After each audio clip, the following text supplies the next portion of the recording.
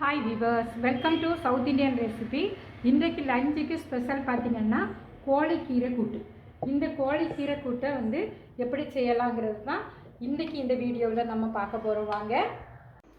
இதுதான் கோழிக்கீரை. இந்த கோழிக்கீரையை ஃபஸ்ட்டில் நம்ம நல்லா சுத்தம் பண்ணி எடுத்துக்கலாம். கீரையை நல்லா கழுவி சுத்தம் பண்ணி எடுத்து வச்சாச்சு. இனி இதை எப்படி பண்ணலாங்கிறத பார்க்கலாம். கோழிக்கீரை கூட்டு வைக்கிறதுக்காக நான் பொரிக்கிற சட்டியில் 2 டேபிள் ஸ்பூன் நல்லெண்ணெய் சேர்த்துருக்கிறேன். நம்ம குக்கிங்க்கு எந்த ஆயில் சேர்க்குறோமோ அதை நம்ம சேர்த்துக்கலாம். அப்புறம் பார்த்திங்கன்னா கொஞ்சமாக கடுகு போட்டிருக்கேன். கடுகு பொரியட்டும். கடுகு பொரிஞ்சிட்டு நம்ம இதில் கொஞ்சமாக கருவேப்பிலை சேர்த்துக்கலாம்.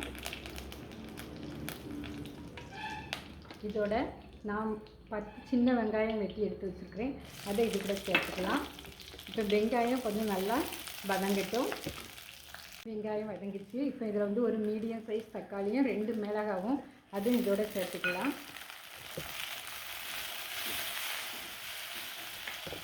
தக்காளி வேகட்டும். தக்காளி வேகிறதுக்காக கொஞ்சமாக உப்பு சேர்த்துக்கலாம். அப்போனா தக்காளி சீக்கிரமாக வெந்துடும். தக்காளி வெந்துருச்சு. நம்ம இப்போ கீரையை சேர்த்துக்கலாம்.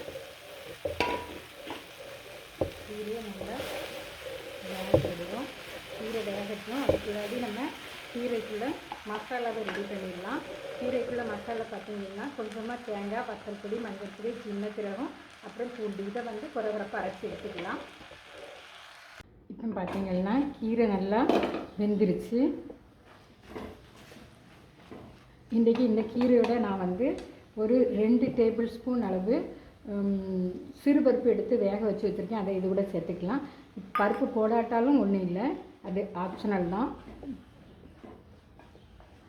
அப்புறம் கீரை கூட்டுக்கு எப்போவுமே ஃபஸ்ட்லேயே உப்பு சேர்க்கக்கூடாது. உப்பு சேர்க்கும்போது கீரையோட குவான்டிட்டி அதிகமாக இருக்கும். அது வேகும்போது அதோட குவான்டிட்டி ரொம்ப குறைவாக இருக்கும். அந்த நேரத்தில் தான் நம்ம அதுக்குரிய உப்பை சேர்க்கணும். இப்போ இதுக்கு தேவையான மசாலா அதை நம்ம குறவரப்பாக அரைச்சி எடுத்து வச்சுருக்கேன். அதை இது கூட சேர்த்துக்கலாம். இப்போ இந்த தேங்காய் இதோட வேகட்டும்.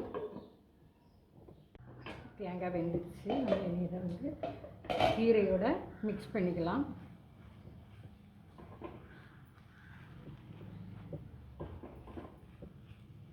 இப்போ இதுக்கு தேவையான உப்பு நம்ம போட்டுக்கலாம். ஃபஸ்ட்டில் வெங்காயத்துக்கு தக்காளி வேகும்போது கொஞ்சமாக போட்டோம்.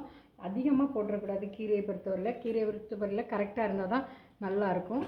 கீரைகள் கிடைக்கும்போது நம்ம கண்டிப்பாக அதை யூஸ் பண்ணிக்கணும். எப்போவுமே அது கிடைக்காது. இப்படிப்பட்ட அந்த கோழிக்கீரை இதுகள்லாம் கிடைக்கிற நேரத்தில் நம்ம பயன்படுத்திக்கணும். இது குடல் புண்ணுக்கு, வாய்ப்புண்ணுக்கு, அப்புறம் சூட்டுக்கு எல்லாமே ரொம்ப நல்லது.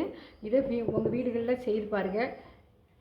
லைக் பண்ணுங்கள், ஷேர் பண்ணுங்கள், மறக்காமல் சப்ஸ்கிரைப் பண்ணுங்கள். தேங்க்யூ ஃபார் வாட்சிங் மை வீடியோஸ்.